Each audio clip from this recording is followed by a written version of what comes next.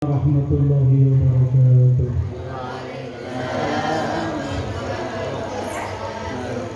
Bismillahirrahmanirrahim. Alhamdulillahi rabbil alamin. Wassalatu wassalamu ala Rasulillah wa ala alihi wa man walah. Subhanaka la ilma lana illa ma 'allamtana innaka antal alimul hakim. Alhamdulillah, kita bersyukur kepada Allah Subhanahu wa taala atas karunia nikmatnya yang terus dicurahkan kepada kita. Mudah-mudahan kita semua selalu tetap dibimbing oleh Allah di dalam hidayahnya, sehingga kita bisa menggunakan nikmat ini dengan sebaik-baiknya. Jadi pada pagi hari ini, kemarin Ustadz Abdul Latif meminta saya menyampaikan tentang bagaimana kita bersama-sama memberikan pendidikan yang terbaik buat anak-anak kita. Maka kemudian saya teringat beberapa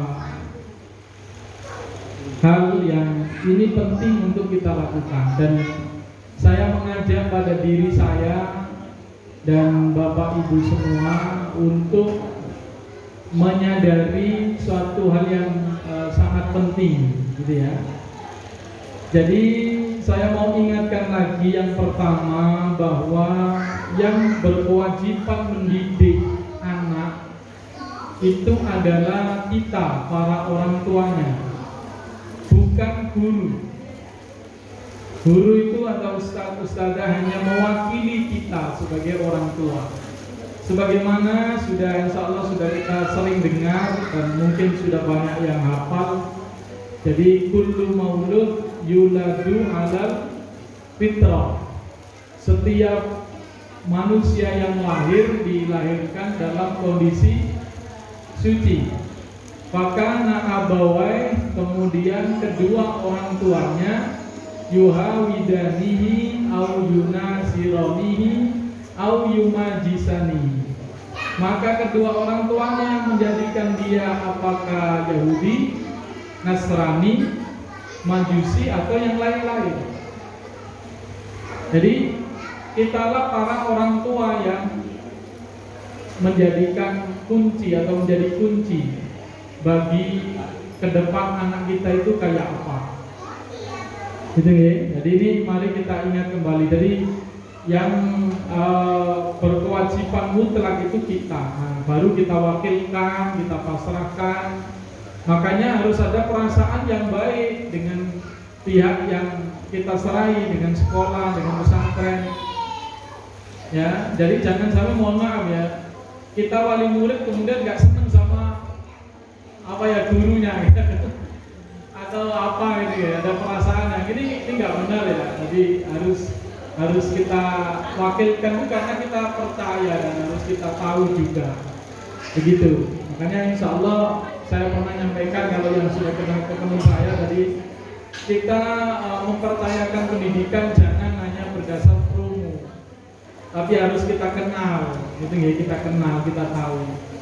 Seperti itu. Makanya saya kalau ada yang bertanya ke saya, Ustaz, mana pesantren yang baik, mana sekolah yang baik, maka saya katakan sekolah ini atau Ustaz, tapi lihatlah, begitu saya katakan, datanglah ke situ. Jangan sampai percaya promo.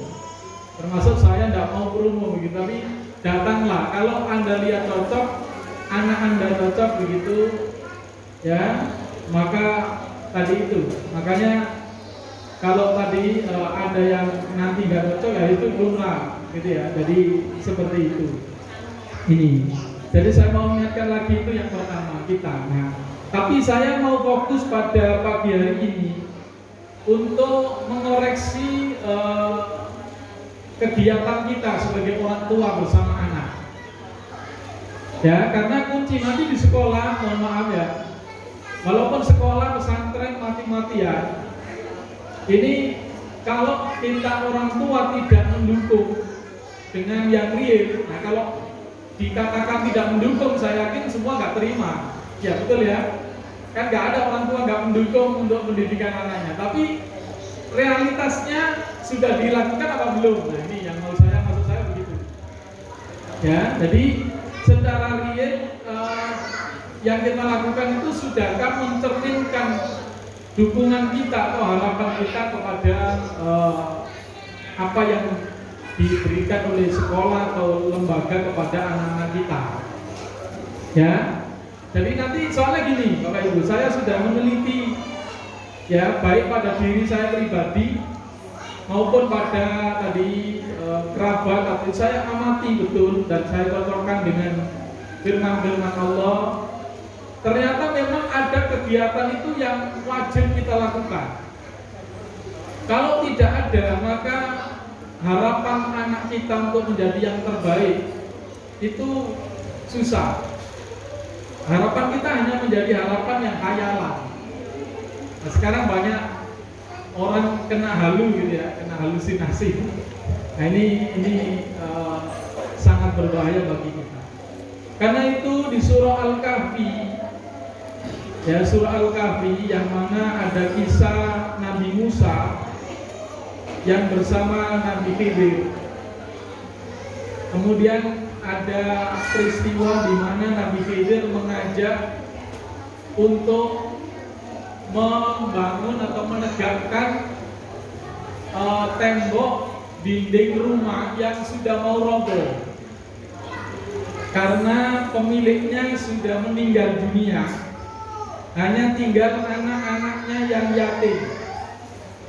Ya, maka disampaikan Allah di surah Al-Kahfi surah 18 ayat ke-82 di mana Allah Ta'ala berfirman, A'udzu billahi minasyaitonir rajim. Bismillahirrahmanirrahim. Wa ammal jidaru fakana li ghulamaini yatimaini fil Madinah. Adapun dinding itu maka milik dua orang anak yatim. Jadi ada rumah kosong mau roboh. Nabi Khidir mengajak Nabi Musa, ayo Musa ini kita bangun, kita tegakkan. Ya, jadi dinding-dindingnya ditegakkan. Dan ketika Nabi Musa ini kita layak dapat bayaran. Siapa pemiliknya? Kita akan minta makan. Waktu itu hanya ingin dapat makan saja karena kelaparan. Jadi ya, maka dijelaskan bahwa kenapa di situ ditegakkan dinding itu karena Allah perintahkan, sebab dinding itu milik dua orang anak yatim di kota itu. Wa kana tahtahu kanzul lahuma, di mana di bawah tembok itu ada harta yang disimpan untuk anak itu. Jadi harta warisan yang supaya tidak diketahui orang, supaya nanti ditemukan oleh anaknya. Ya, ketika mungkin dia ingin membangun dinding itu atau ketika dinding itu roboh. Ya, jadi Allah sampaikan begitu. Wakana, nah ini yang ada tambahannya. Jadi wakana abuhuma sholihah, yang mana kedua orang tuanya adalah orang yang sholih dan sholihah. Jadi ini Allah ungkapkan pada kita, walaupun tidak menjadi pokok tema, tapi disebutkan di sini.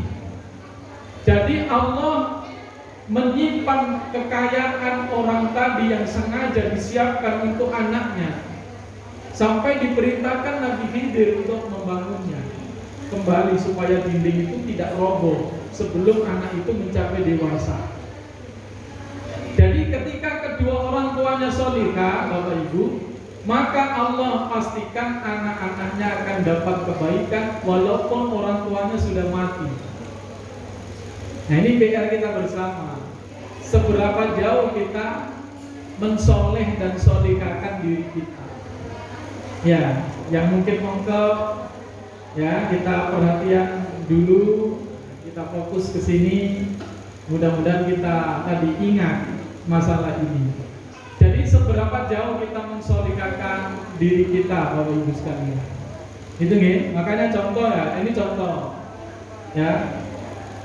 Kalau kita bapak ibunya saja, mohon maaf ya, misalnya kita itu kalau ngomong kan pengen didengar ya sebagai orang tua, betul Bu ya? Kalau anak Anda ngomong sendiri ketika Anda ngomong, suka enggak? Nah, tapi sering enggak Anda melakukan itu? Di pertemuan apa Anda ngomong sendiri? tidak perhatikan yang ngomong. Nah, ini contoh. Jadi kalau kita orang tuanya begitu, ya mohon maaf, bukan berarti anaknya nggak bisa solih kayak, tapi tadi tidak ada jaminan akhirnya. Ya, ada juga saya katakan tadi, saya melakukan penelitian juga. Ketika kita orang tua itu tobatnya sudah tua, terus anak kita yang pertama ketika kita belum soleh itu sudah terlanjur kita kenalkan maksiat, itu sulit sekali. Saya sekarang itu ada membimbing ya seperti itu, ada orang minta bimbingan. Jadi dulu dia itu kalau saya ajak kan masih kerabat dengan saya, kalau kita ajak sholat itu masih belum mau. Nah sekarang sudah umur 50 tahun lebih baru mau. Beliau punya 2 anak. Anak yang pertama ya tadi sudah kadung diajak dangdutan sama bapaknya, sudah dikenalkan mabuk-mabukan, bahkan judi pun tidak masalah. Sekarang anak yang pertama itu jangankan untuk diajak kegiatan yang apa ya, yang ibaratnya untuk orang-orang yang terbaik begitu ya, untuk meninggalkan maksiat saja sulit. Bahkan masih orang tuanya sekarang harus pusing karena anaknya terus menggerogoti tadi itu dengan misalnya karena judi online tiba-tiba mobilnya digadekan. Bahkan kemarin terakhir itu sebelum puasa itu sepeda motor adiknya baru beli Vario baru dipinjam, langsung gak kembali. Dan sampai seperti itu. Ya, jadi makanya makanya saya katakan pada beliau ini, jangan kemudian tadi itu merasa ini adalah ini, jangan dikatakan cuma kesalahan anak itu, tapi karena jenengan dulu yang tidak memperhatikan agama dengan sungguh-sungguh. Nah ini Bapak Ibu sekalian, nah pelajarannya untuk kita apa? Ya tadi, jadi seberapa jauh soleh dan solihah kita orang tua itu pasti berpengaruh pada anak kita. Walaupun tetap ya nanti semuanya itu ada juga pertolongan Allah, tapi semua yang terjadi tidak lepas dari apa yang ada pada diri kita ini. Makanya tadi seandainya belum terrealisasi sekarang, kita mati nanti bisa terrealisasi. Makanya saya nggak percaya kalau ada orang tiba-tiba soleh dan solihah, padahal kedua orang tuanya itu orang yang sangat buruk. Ya, saya yakin di situ pasti ada yang berjuang, ada yang berusaha. Apa dulu mbahnya?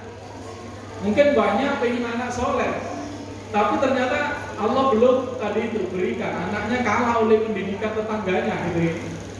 Sehingga anaknya nggak soleh. Mungkin muncul cucunya yang soleh, dan begitu, mungkin begitu.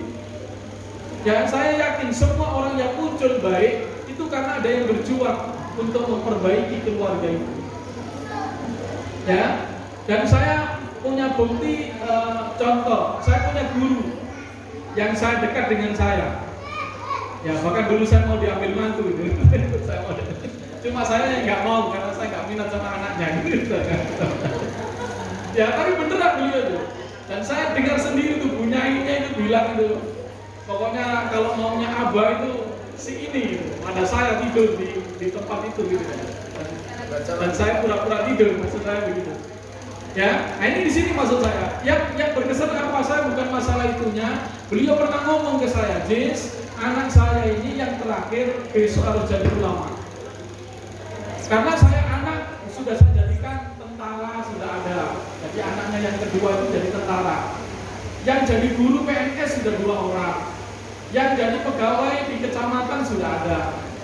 Saya pengen anak saya yang tinggal 2 ini jadi dokter sama jadi ulama. Jadi beliau begitu. Ya.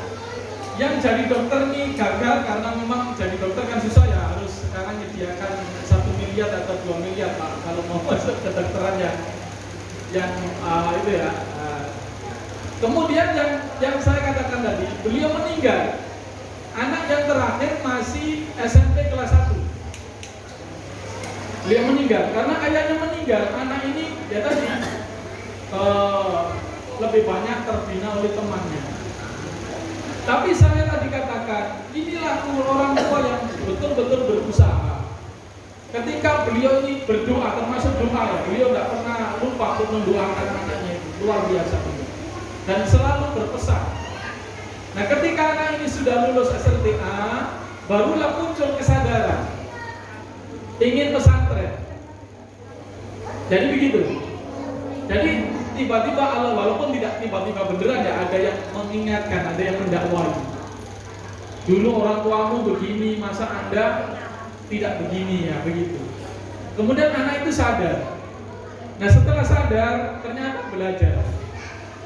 Dia pesantren, setelah 4 tahun pesantren. Jadi seperti itu langsung, bahkan sampai ke Madinah, sampai ke Pakistan belajarnya.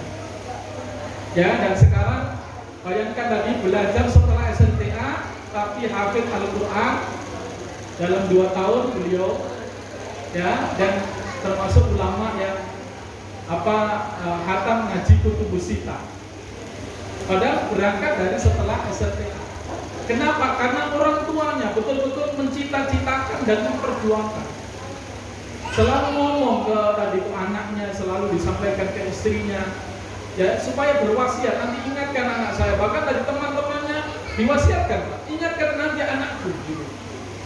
Ingatkan nanti anakku. Nah, inilah kunci pertama. Seberapa jauh kita solihah, insya Allah akan dimudahkan. Walaupun tadi rezeki masing-masing, ya, tidak bisa langsung terjadi. Insya Allah kalau urusan solihah, semua anak akan dapat. Ya, tapi jangan diukur yang paling laks ya. Nah, begitu. Ini, ya. Jadi di sini. Nah, itu yang pertama. Karena itulah saya cuma 2 poin saja ya nanti hari ini karena ketempat waktu. Yang kedua, untuk membuktikan kita solihah itu, ya, makanya kita harus membersamai anak kita. Rumah kita harus menjadi rumah yang betul-betul diadakan kegiatan kesolehan. Kita jangan cuma menyuruh anak kita, ayo tugasnya dari sekolah apa? Ayo ini hafalannya di. Nah, karena itu saya ngajak nanti. Ini benar-benar dan ini saya pun sedang memprogramkan bersama istri saya di rumah.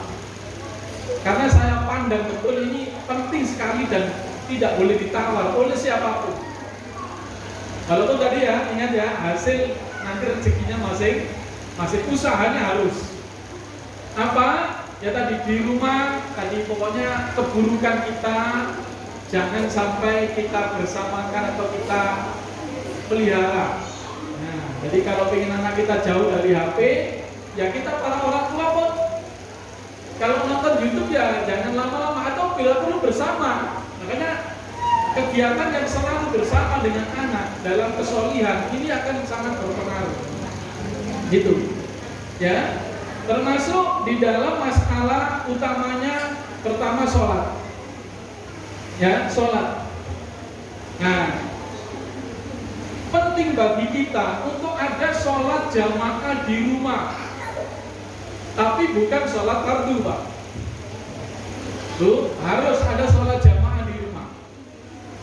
Makanya tadi kalau qiyamul lail apa itu, ya kalau pengen anak kita mesti qiyamul lail ya orang tuanya. Makanya Imam Syafi'i beliau berpesan, ada sholat sunnah tapi jangan ditinggalkan. Sunnah tapi jangan ditinggalkan. Kenapa? Karena Rasulullah tidak pernah meninggalkan. Ya, nanti kita amalkan. Saya ngajak nih, temenan nih gitu. Jadi jangan rumah kita kosong dan makanya Rasulullah bersabda, "Nawiru buyutakum bisolati wa qiraatil." Sinarilah rumahmu dengan membaca Quran dan sholat sunnah. Apa sholat sunnah yang harus dilakukan? Yakni sholat minimal sholat witir. Sholat apa? Witir. Nah, tapi kalau para ulama menganjurkan kalau bisa jangan witir saja. Tapi kalau seandainya witir saja itu pun sudah cukup. Kata Imam Syafi'i. Witir berapa? Ya, kalau dibuat berjamaah ya tadi sebabnya ya 3 rakaat supaya agak lama lah. Kalau 1 rakaat kan cuma saknyuk ibaratnya gitu. Ya, usahakan. Ya, kalau belum bisa tiap hari atau gini, kalau tidak berjamaah beneran dilakukan bersama, maksudnya ada di tempat yang sama. Jadi bapak atau ibu sholat witir, anaknya di sebelahnya. Ini bapak ibu, insya Allah sudah tercatat sholat malam untuk bisa laporan yang lain ke sekolah. Loh, karena sholat witir itu bagian walaupun apa? Kalau tidak bisa akhir malam dilakukan sesudah isya. Jadi sebelum tidur itu sesudah isya, baru sebelum mau tidur baru tidak harus begitu. Jadi kata sahabat Abu Hurairah itu dipesan bahwa jangan tinggalkan sholat witir sebelum tidur. Dikerjakan kapan? Sesudah isya, ba'diyah isya 2 rakaat, terus sholat witir. Jangan ditinggalkan. Kata ibu, jangan tinggalkan. Terus sholat juga. Maka tadi saya sempat buka sebelum berangkat itu. Di kitab Al-Um Imam Syafi'i menyampaikan hadis tentang dari Sayyidina Anas. Jadi Anas bin Malik itu ternyata masih kerabat Nabi dan beliau sejak kecil jadi pelayan Nabi. Dikatakan oleh Sayyidina Anas, Rasulullah masuk ke rumah saya, ada ibu-ibu semua, tidak ada para laki-laki karena jam kerja. Maka Rasulullah mengajak kami sholat, jadi sholat duha.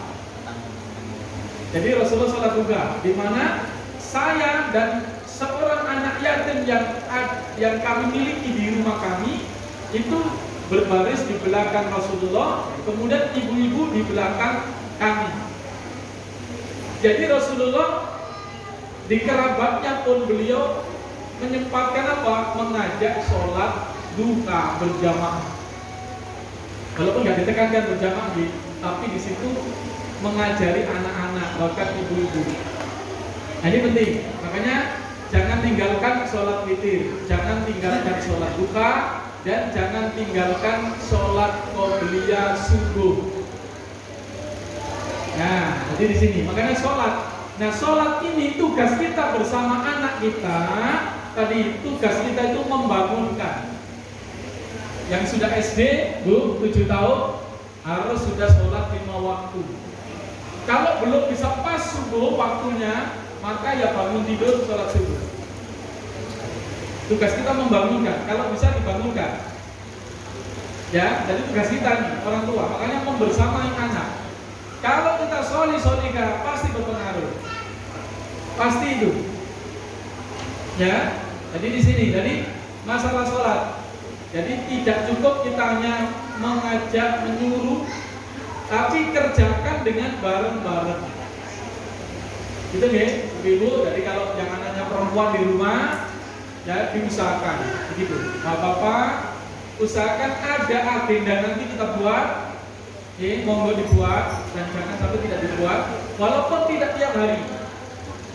Nanti ya, kalau belum bisa berjamaah, ya tadi bersama. Maksudnya bapaknya ya sholat witir, anaknya sholat witir, walaupun tidak berjamaah, karena nggak harus berjamaah kan, dan tidak ditekankan harus berjamaah, ya, tapi dilakukan di tempat yang sama, ya.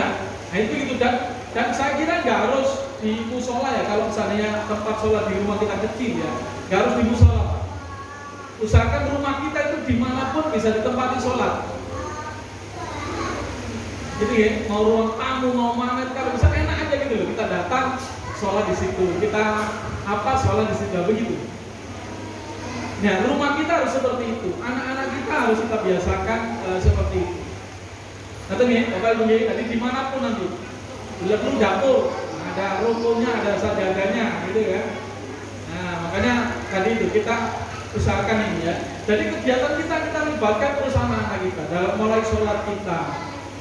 Gitu ya, sholat kita. Termasuk ini, Bapak Ibu sekalian, kalau ingin anak-anak kita hafalannya, kalau gini Bu, kalau dapat rezeki yang anaknya lancar sih enak. kayak kemarin ada teman kita di Kedamen dikasih alat rezeki ya gitu. Anaknya 2 tahun selesai 30 juz. Padahal dulu dikenal waktu masih MI itu anak katanya paling nakal. Nah, termasuk ini kita itu jangan mengklaim anak kita langsung jelek, jangan. Iya, jadi anak ini terkenal semua orang bilang anak ini paling nakal. Padahal ternyata bukan nakal. Anak yang aktif, banyak tingkah. Tapi di pondok, saya tahu sendiri di pondok itu karena saya masih ngajar 2 hari, ketemu 2 hari dengan saya. Itu memang anaknya suka bermain. Jadi kalau lari sana pret, tapi kalau waktunya ngapalkan, waktunya setor. Bahkan ditarget gurunya sehari 2 lembar selesai. Nek mari selesai uang, buat sudah lari. Jadi gitu. Jadi selama ini dia itu sebenarnya bukan anak nakal, tapi apa? Anak yang aktif. Tapi tanggung jawab, buktinya apa? Ditarget menyelesaikan, selesai. Tapi rezekian. Tapi gak banyak anak yang seperti itu. Nah, termasuk saya tuh dikasih rezeki anak saya itu santai. Bahkan berani menawar. Nah, gitu. Jadi contoh, makanya akhirnya menemukan kesimpulan tadi, kalau kita tidak menemaninya, pasti nggak jadi. Dan itu hikmahnya bagi saya. Makanya saya nggak marah atau saya nggak merasa malu atau saya legowo, saya ridho punya dikasih anak yang seperti ini. Jadi kenapa? Berarti memicu saya untuk betul-betul menyelidiki, membenarkan langkah kita. Kenapa? Kalau tadi dikasih anak yang gitu, Pak, mungkin sudah salah kesannya aja kan?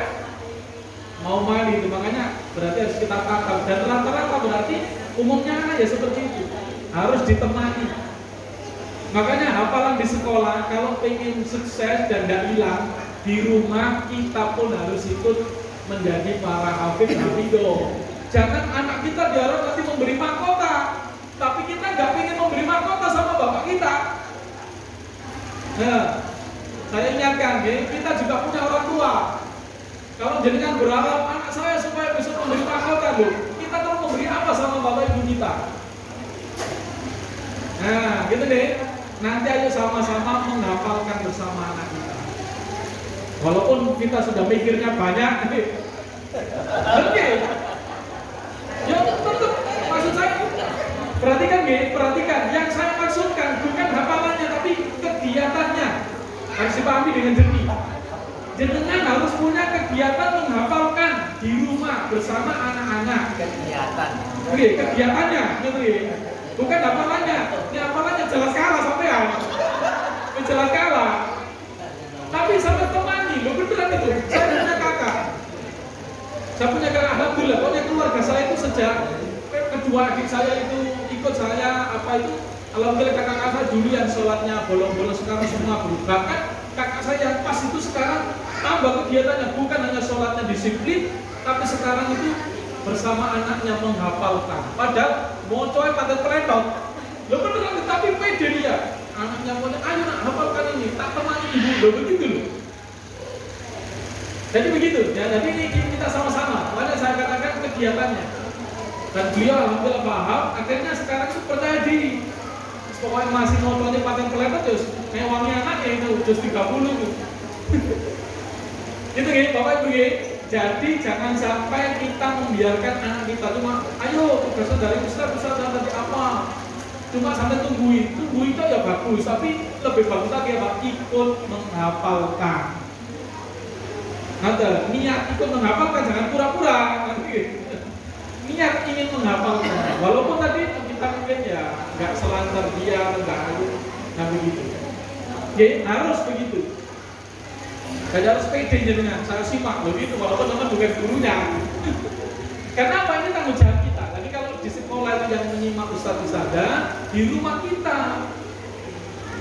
Ya, jangan dibiarkan anak kita sendiri, tidak bisa. Anak kita itu tidak bisa, walaupun sudah SMP sekalipun, tetap tidak bisa. Apalagi kalau dikasih Allah yang tadi, yang model-modelnya agak beting ya, nah, gitu. Tapi saya katakan bukan beting itu tanda petik ya, tapi belum sadar. Nanti kalau tadi buktinya adanya kayak tadi, semua orang menyimpulkan nakal, ternyata dia nggak nakal, dia anak yang aktif. Jadi dua ini, sholat, ya nanti harus ada Bapak Ibu. Terus begini, nah Bapak Ibu, yang dianugerahi anaknya tadi yang dikasih Allah kelebihan. Jadi malah enak kita apa? Nggak harus kita yang jadi imam, Pak. Bisa anak kita yang suruh imami. Pokoknya bersamai. Begitu Bu. Nggak harus kita yang tadi kalau itu anak kita suruh jadi imam. Insya Allah Pak, kalau setiap hari sholat witir dengan 3 rakaat, anak kita suruh baca nak surat panjang. Hari ini sampai jadwal. Hari ini Pak buka wasamsi walaili 3 rakaat. Bapak siap jadi makmum. Begitu. Kan hafalannya dibaca terus tiap hari. Nah, kalau belum bisa tiap hari, pokoknya seminggu jangan sampai kosong, minimal 2 kali lah atau berapa kali yang kita bisa senggangan. Termasuk gini, sholat siang hari, sholat duha kan nggak harus dikeraskan. Untuk pembelajaran boleh dikeraskan. Mau dipahami, untuk pembelajaran, bukan untuk beneran ya. Jadi tadi itu anak kita suruh jadi imam, suruh keraskan bacaan, nggak apa-apa, walaupun nggak harus keras. Kalau siang hari kan nggak dikeraskan kan? Nah, tapi untuk pembelajaran dikeraskan. Jadi kalau nggak sholat duha di sekolah, harus sholat duha di rumah. Tadi itu kalau nggak bisa malam sholatnya, maka bangunkan sholat sesudah isya, agendakan. Atau kapan lah yang khusus memang kita agendakan. Pulang dari masjid sudah siap ibunya menyambut sama saudara perempuannya dan jangan laki-laki. Ya, monggo dikondisikan, dan tentunya tidak hanya urusan sholat dan Al-Quran, urusan lain-lain pun penting. Nyapu bersama, ngepel bersama, lipat-lipat bersama, setrika bersama, ini penting. Loh, jangan kapal pecah ada di rumah kita. Cucian, ya, atau nunggu laundry ya, kalau laundry bukan rapi. Tapi kalau cuci sendiri, ya, kadang kan, jadi kita bila perlu masak bersama tadi itu lakukan walaupun anak perempuan, ya, dan itu bagus itu. Nah, buat apa? Nggak perlu beli lagi. Nah, ternyata gampang itu. Contoh kemarin, anak saya itu pengen buat pizza. Itu belajar sudah 6 bulan ini mungkin ya. Itu sudah berkali-kali sukses dan ternyata nggak perlu beli oven. Jadi oven seadanya pun bisa jadi. Makanya kita kan banyak wajan itu kan kadang dapat persen dari belanja ya, di tetangga kan dikasih wajan. Nah itu cukup, yang penting tutupnya rapat sudah bisa jadi oven itu ternyata. Masak misalnya Pak Latif kemarin merasakan katanya tidak enak gitu. Ya, jadi begitu kita apapun ini kita ingin. Ini saya nyampaikan ini bukan tadi itu saya mengajari, tapi ini memang saya lihat penting sekali dan harus dilakukan. Ya, kalau kita jujur maka betul-betul harus dilakukan. Kan tanpa itu anak kita hanya jadi harapan yang belum jelas. Nanti kita mati cuma bertanya-tanya, anak saya nanti kayak apa? Ya, nah itu makanya ini. Jadi pokoknya terus harus kita perjuangkan. Pokoknya perjuangan kita insya Allah hasil tidak akan mengkhianati usaha. Ya, masuk kalah sama pengusaha. Iya, pengusaha itu ada yang sukses itu dia katakan hasil tidak pernah mengkhianati usaha. Apalagi ini Allah yang menjanjikan. Sudah ada tadi di surah Al-Kahfi. Orang tuanya meninggal, hartanya pun dijaga oleh Allah, ya anaknya pun dijaga oleh Allah, sehingga anaknya jadi anak soleh dan punya harta. Soleh dan punya harta. Nah ini kita ayo sama-sama perjuangkan. Makanya karakter-karakter semuanya dibangun sejak dini. Kalau sudah terbentuk sejak dini itu lebih baik. Itu makanya jangan dengan maaf, kadang kan itu sekolah ini terlalu over, kegiatannya begini. Nah itu jangan dianggap begitu. Justru kalau sudah sejak dini itu muncul sifat dan sikap kebiasaan itu lebih baik.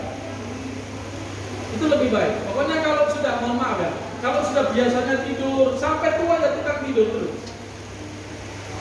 Ya, begitu. Makanya ayo ini kita perjuangkan bersama-sama. Ya, saya kira itu yang saya sampaikan tadi. Pertama, PR untuk mensolihkan diri kita. Yang kedua, ciptakan di rumah itu kegiatan yang tadi itu yang seperti kita harapkan. Makanya kalau seandainya mohon maaf ya, Bapak Ibu ada anak yang nggak kerasa di pesantren, ya sekolahnya belum tadi itu jangan mengharapkan itu saja. Berarti di rumah inilah kesempatan kita supaya murni pahala nanti lebih banyak itu untuk kita. Jangan membayangkan, mohon maaf, ada orang di tempat saya, ibunya pokoknya fokus ke pasar 24 jam bisnis, anaknya serahkan pesantren. Kalau cuma begitu tuh ya enak, tapi pahalanya nanti gurunya yang dapat, yang banting tulang, yang susah payah joget balik gurunya, orang tuanya. Nah, justru kalau tadi kita diberikan anak harus bersama kita, berarti ini justru kesempatan yang lebih besar. Ya, bisa dipahami. Jadi apapun di rumah pokoknya ajak anak kita bersama, apapun itu, Pak, menekan genteng, ngomong itu, walaupun perempuan. Bapak Ibu, walaupun perempuan, beneran itu. Ya, walaupun perempuan. Karena saya pernah ikut keluarga itu. Keluarganya itu orang-orang punya perusahaan, anaknya kerja di perusahaan Singapura jadi manajer. Menantunya, asistennya Pak Habibie dulu di IPDN itu.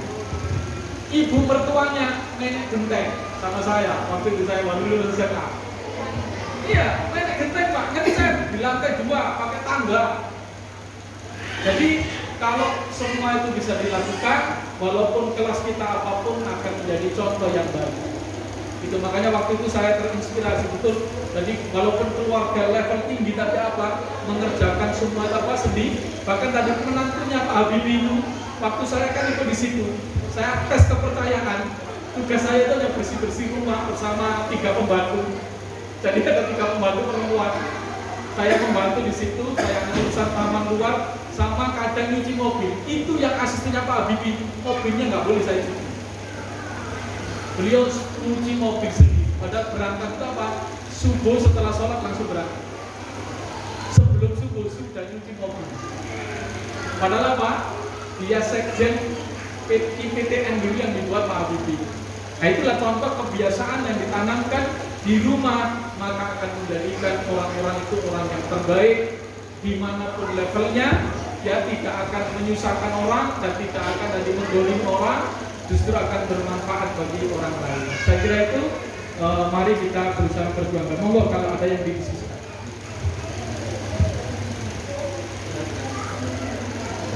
Baik, saya mau khair atas penyampaian materi pada siang hari ini. Kami berikan kesempatan kepada para hadirin, Bapak Ibu Wali yang mungkin ada hal yang perlu disampaikan, mudah-mudahan pertanyaan atau masukan mungkin yang bisa panjenengan sampaikan terhadap kami atau pertanyaan. Nah, setiap pertanyaan kami berikan kesempatan untuk 2 orang penanya. Silakan Mama Esa yang satunya, lagi. Ya, dan mamanya Al Farisi. Ya, Mama Esa